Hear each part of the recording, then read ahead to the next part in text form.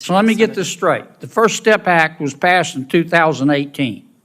This is 2024. Am I right so far? That's correct. That's 6 years.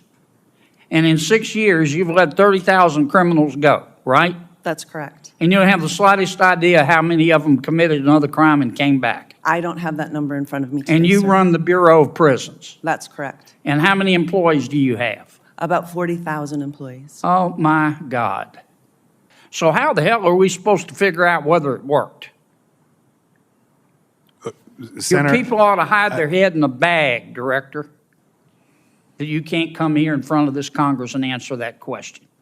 This is why people hate government and don't trust government. Look, it doesn't matter where you fall on the political spectrum, left, right, center, whatever. The sheer level of incompetence on display in our federal institutions right now should scare the hell out of every single one of us. We've been told for years, trust the experts. But when people nominated for lifelong seats of power can't even explain the basic articles of the Constitution, come on, we're not looking at a government anymore. We're watching a full-blown systemic failure. Senator John Kennedy's viral moment wasn't some cheap partisan win. It was a five-alarm fire for anyone who still believes in a functioning democracy. Kennedy. Thank you, Mr. Chairman. General, how are you? I'm doing well. Good to see you again, Senator. I'm a big fan. Director Peters, you're the director of the Bureau of Prisons, is that right? That's correct, sir. You used to run the correction system in Oregon, right? That's correct. Yeah.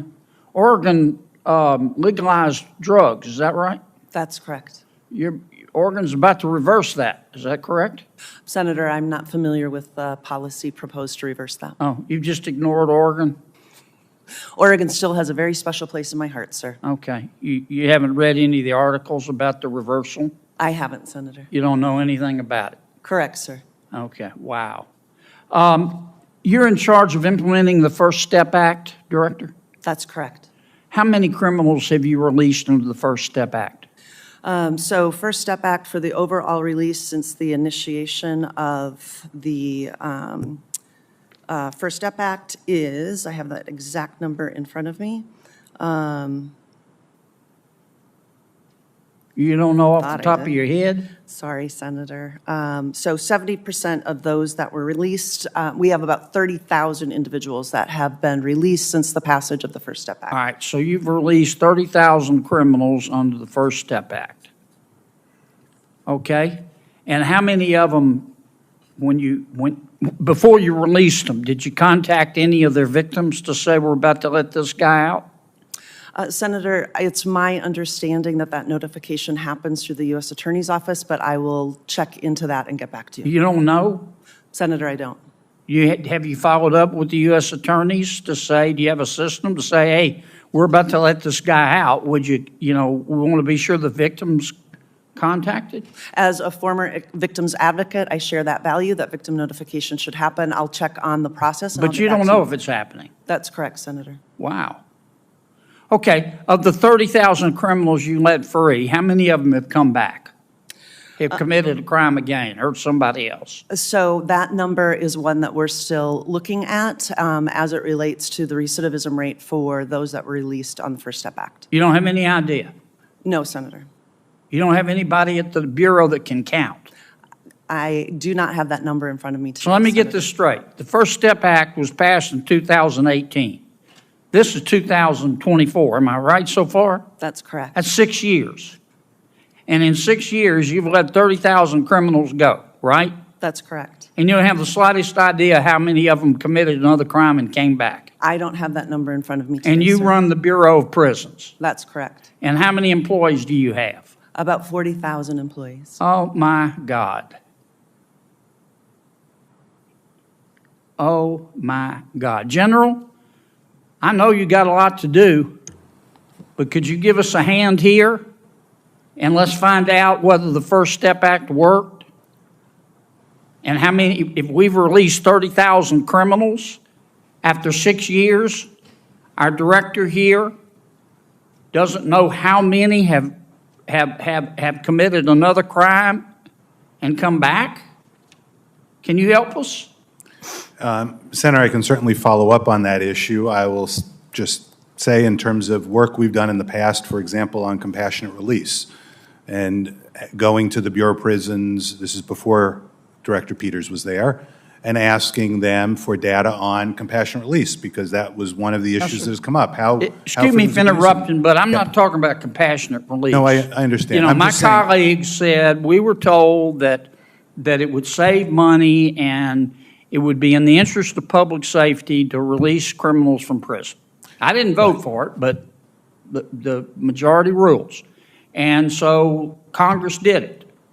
And Ms. Peters, Director Peters at the Bureau of Prisons, and her colleagues released 30,000 criminals, all of whom are there for a reason, okay? They didn't just go to prison for a free toaster. They were there for a reason. And so her department let them go, and after 6 years, we don't have the slightest idea. Not a single one of the 40,000 of her employees know how many have committed a second crime and come back. So how the hell are we supposed to figure out whether it worked? Your Senator, people ought to hide their head in a bag, Director, that you can't come here in front of this Congress and answer that question. I'm sorry, I interrupted you with my speech. no, that's okay. I was just going to, my bottom line point on it was, I've often looked to those questions on things like compassionate release and other programs. And one of the challenges we found is the department just doesn't have good data on that. Halfway houses. Congress is spending about $500 million a year on halfway houses. There's really not great recidivism data on that either. How well are they working? Before we do this, we need to find out. Look, I believe in justice. I believe in treating everybody fairly. But there are people out there, I don't know why, if I make it to heaven, I'm going to ask. They're not mixed up. They're not confused. They're not sick. It's not that their mama or daddy didn't love them or not enough. They just hurt other people, and they take other people's stuff, and we have to separate them from society. And the director let 30,000 of these folks go and can't tell me today how many have come back. I just find it takes my breath away. With 40,000 people. How many of your 40,000 people are actually coming to work or are still working from home, Director? The supermajority of our employees come to work every day because we're running 24/7 What percentage are coming to work every day? The percentage is quite high. I don't have the exact You number. don't know? But Well, maybe there's your problem. the supermajority of our individuals come to If work they're not coming at to our work, they institutions. can't give us the answer. I've gone over. I'm sorry, Mr. Chairman. This is why people hate government and don't trust government. We're living in the era of the political appointee, where loyalty to the party line matters way more than actually understanding the damn law. Kennedy isn't up there asking these nominees to split the atom. He's asking about Article 2 and Article 3, the literal pillars of our republic. Watching the nominee just sit there in dead silence isn't embarrassing for them. It's a slap in the face to every single citizen who expects basic competence from the people running this country. This is the death of meritocracy in real time, where looking the part is now more important than being able to do the damn job.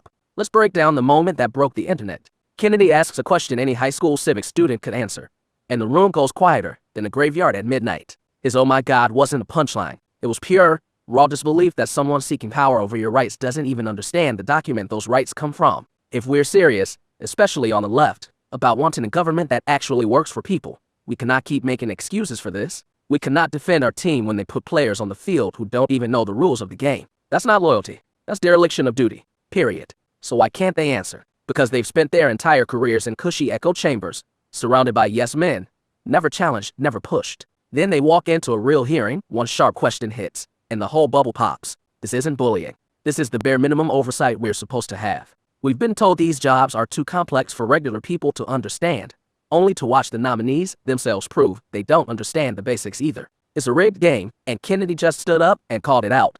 The emperor has no clothes. That stunned silence you saw in the clip.